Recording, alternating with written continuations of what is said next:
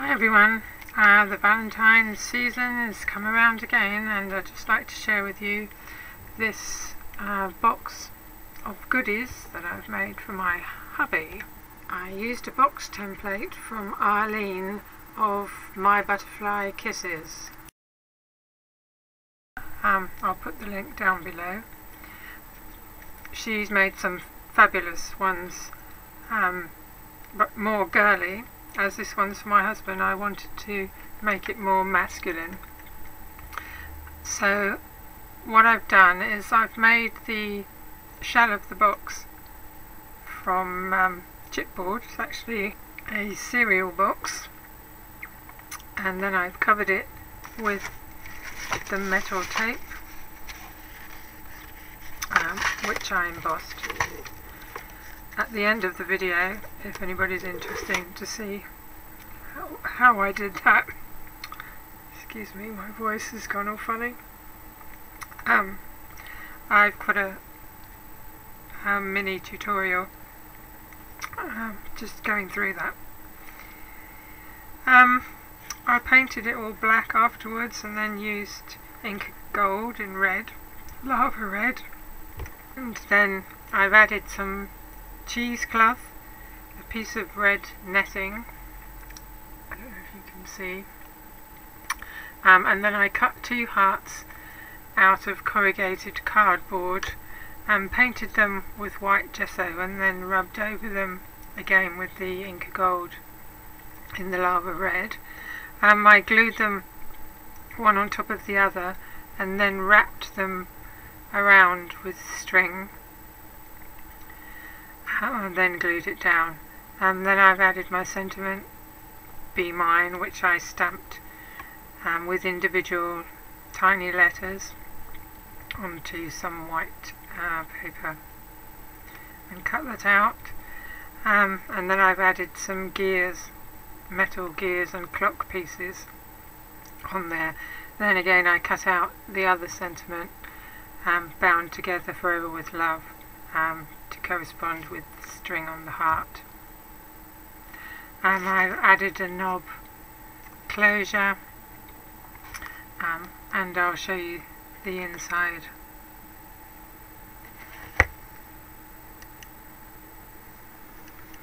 So when you open them and take the lid off, inside there's some lovely heart-shaped chocolates.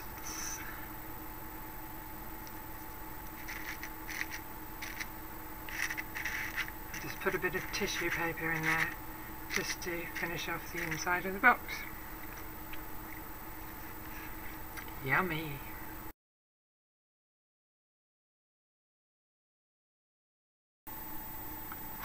To get this metallic feel to the chipboard, sorry about the glare, I'm using an embossing folder. This one's by Craft Concepts. I tried to find one with a more masculine design to it, and the other thing I'm using is this metal tape, which you can find in hardware shops. It's not very expensive.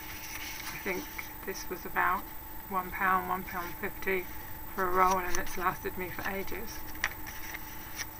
What I've been doing, because the strips are not very wide, I just cut off several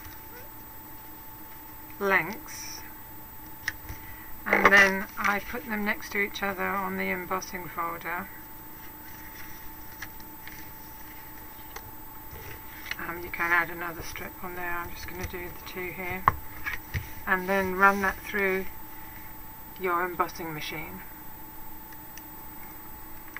Right, and then when you take them out, they're embossed with the design. Keep them in the order that you've run them through, so that the pattern is continuous. The reason I've done it this way is because this is quite a large project, and it won't pass through my machine. Obviously, if you've got one of the larger A4 ones, perhaps it would take the whole thing, or if your project was smaller, you could just take your chipboard, cover it over with the tape before it's embossed, and then run the whole thing through and emboss it in one go. But then of course you run the risk that you're not going to be able to get the whole thing into the folder, and you'll end up with these lines at the bottom where there is no embossing. So it depends on the size of your project, like I say. If it will fit entirely into the embossing folder, it's probably better to do it that way, but if it's larger, do it this way, where you emboss the strips and then add it. Get that out of the way. I've done a lot of this already. Then you just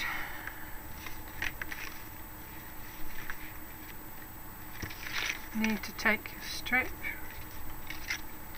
just making sure I had it around the right way, peel off the backing. You have to get your nail just underneath. It just peels back. I normally just peel off a fraction of it until I get it exactly in the right place where I want it to be. Try and keep it straight.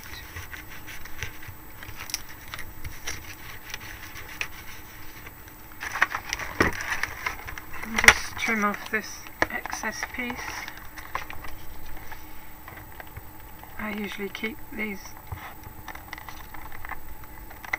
pieces if they're a reasonable size. You might be able to use it later. And then just burnish it gently in between the design to make sure that it's all stuck down properly.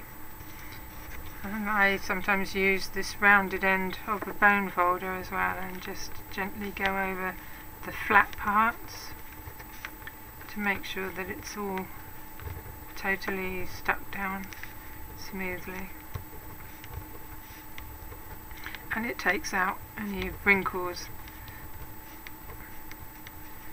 that might have happened while you were laying it down. And then for your next sheet you do the same thing, but you just match up your design. It doesn't matter if you just overlap it slightly.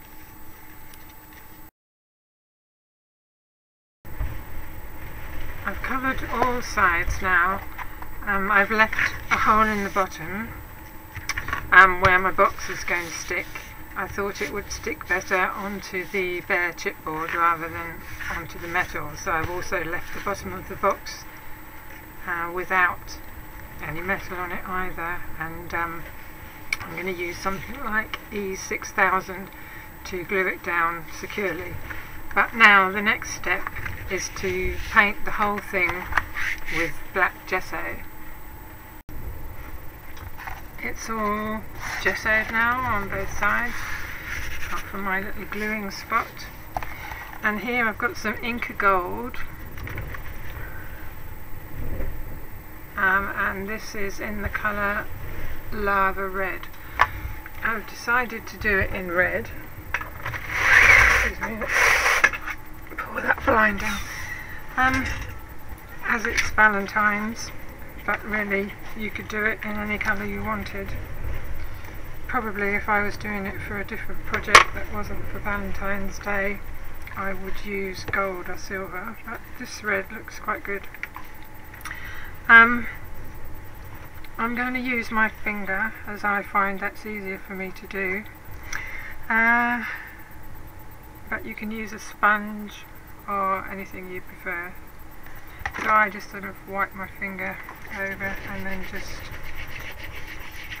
gently rub it over the top, and as you go you see that it starts picking out the high points of your design.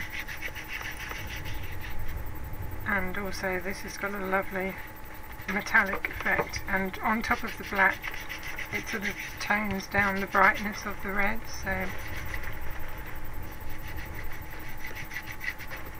it looks very, very sort of orangey pink in the box.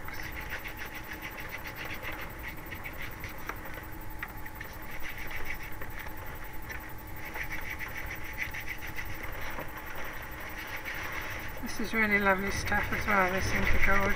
It goes on so smoothly. I find it a lot easier to handle than rub and buff, which tends to be a bit more waxy. This is also water soluble as well, so if you make a mistake on something, you can wipe it with a baby wipe and get most of it off. And also you can paint with it like twinkling H2Os.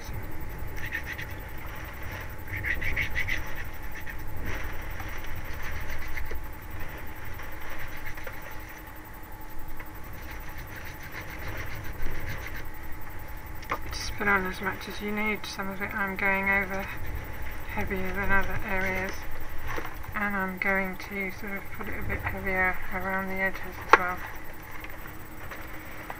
So I've gone over the whole thing now with the Inca Gold.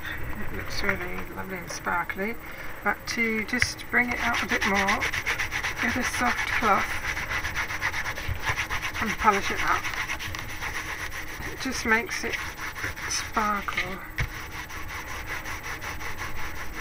a bit more and shine more like metal, and bring the embossing out a bit more. So you get some excess off onto your cloth.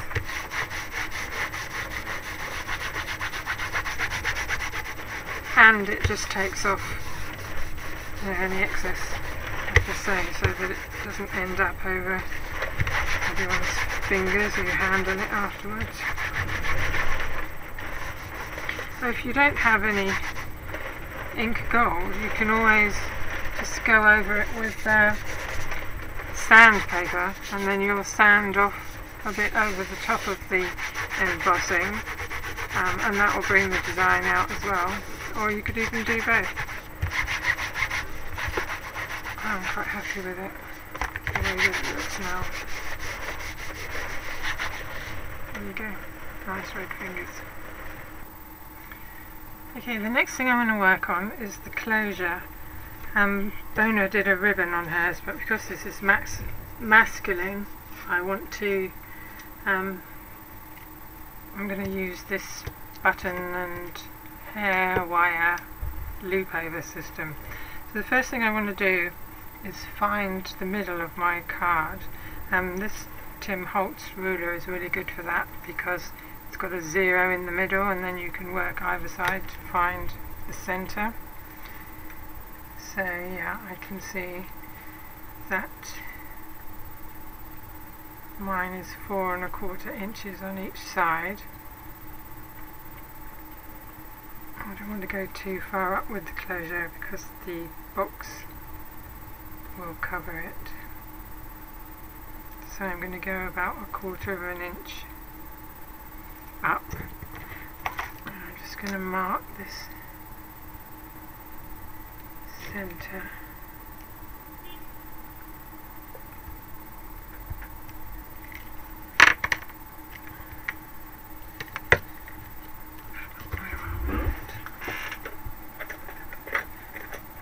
Let's use this pokey tool.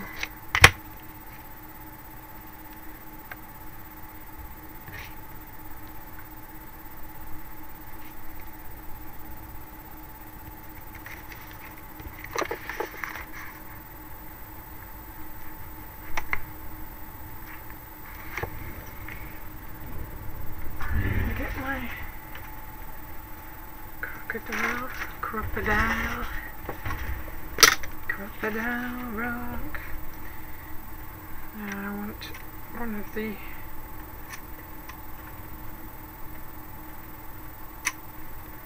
larger holes.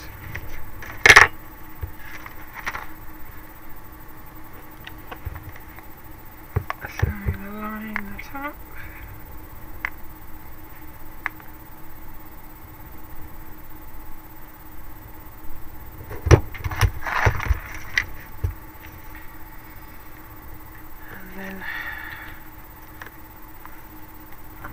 Be the inside, so I'll put the nicer side of it on the front.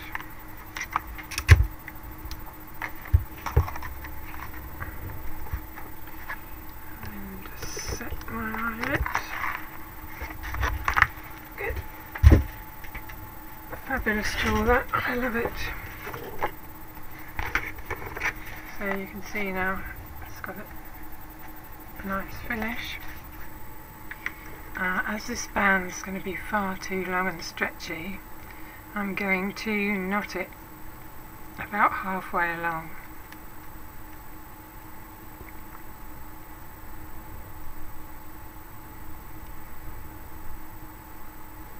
And then I'm going to trim off this unwanted area. I'm now going to thread it through the hole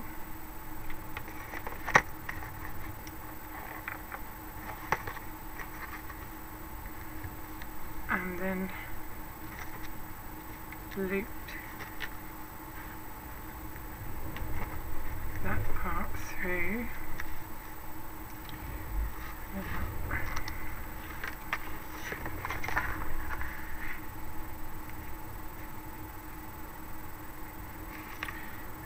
Let's go this way from the front to the back. Yeah, that's better. Loop the knot through.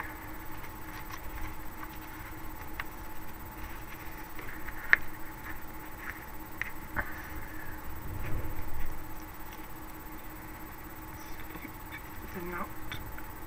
Open it a bit. Loop the knot through. Here we go. And then pull that tight. So you've now got a loop.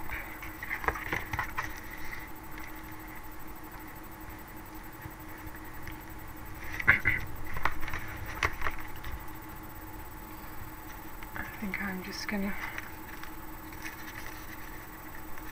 stick these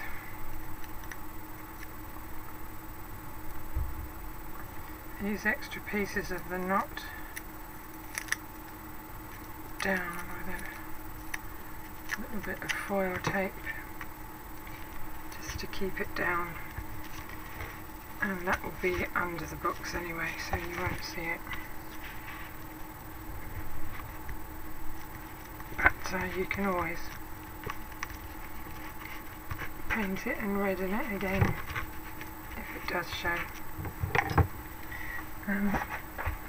Here's my box that I've also made up in the same way. It's just made out of an old cereal box, and that's going to be stuck right up to this crease.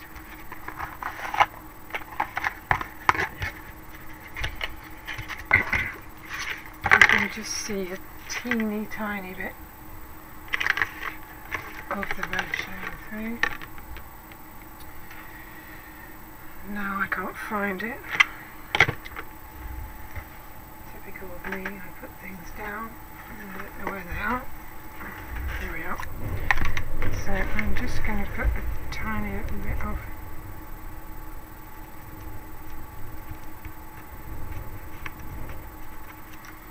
red on there.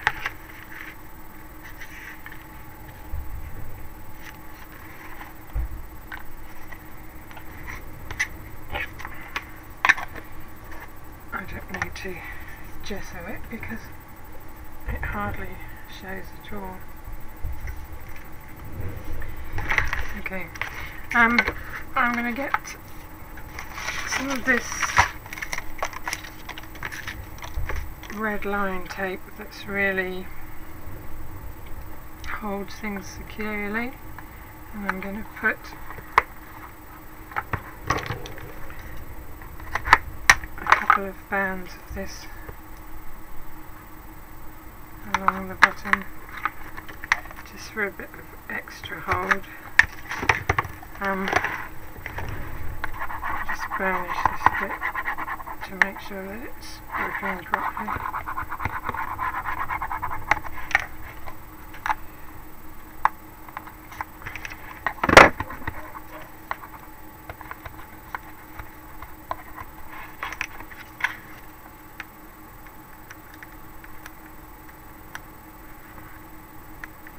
Come on, off you come.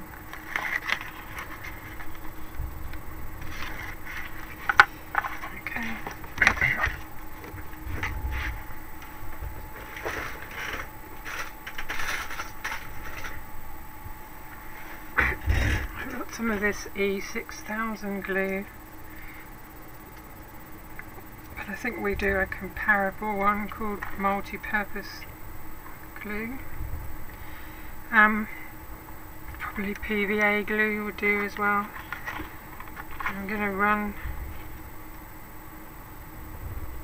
some of this around the edge.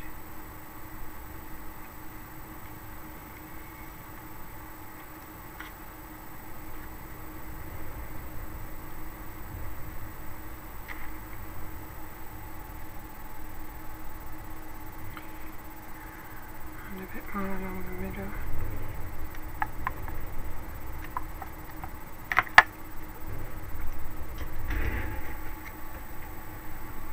Stinks a bit. Okay, I find my best edge. So now I want to get this in the middle. I'm going to push it up as far close to the knot as I can.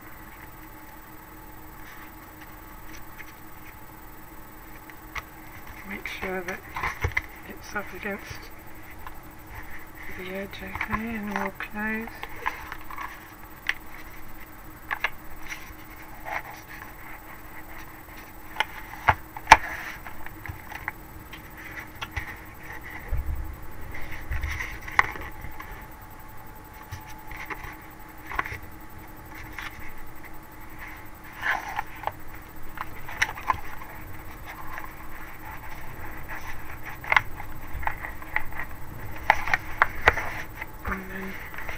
Hold it down until it grips properly. Press it down inside with your fingers.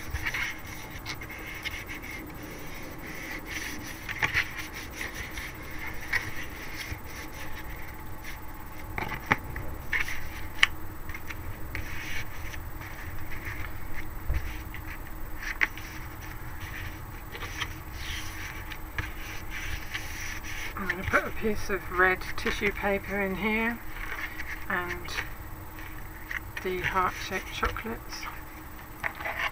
Then the lid.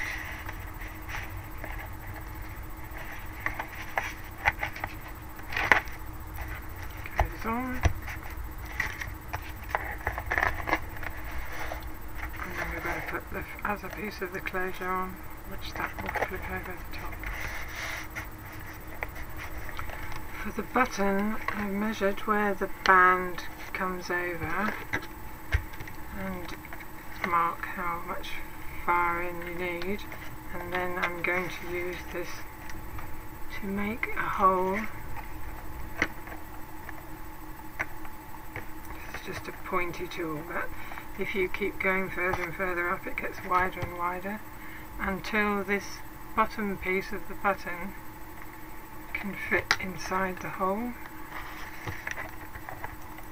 So this is quite a wide one, so it's going to need to be quite wide.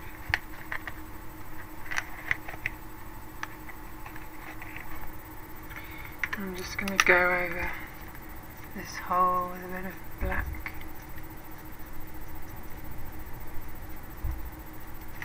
ink.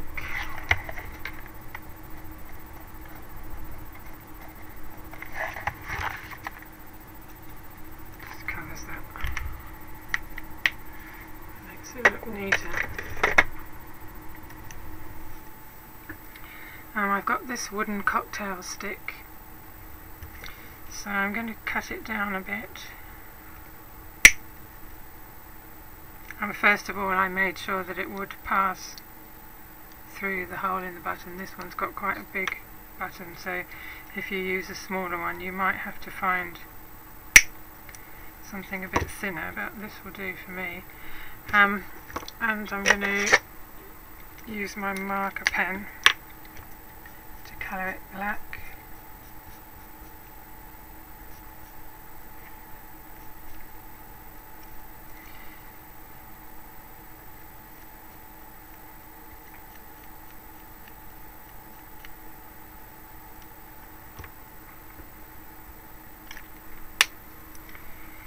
I'm going to pop the button through the hole. I'm going to add just a little bit of this glue along each side.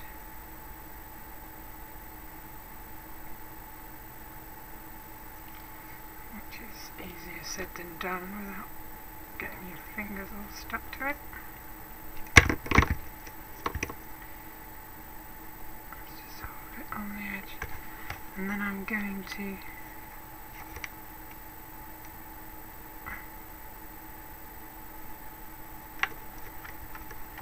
slot this through the button.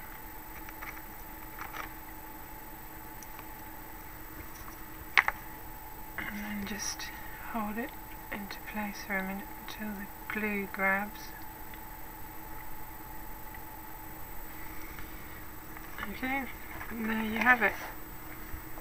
Then this elastic hooks over the button, and you've got your box closure. So that's basically it, and then it's just down to you to decorate it how you want. So I hope that's helped.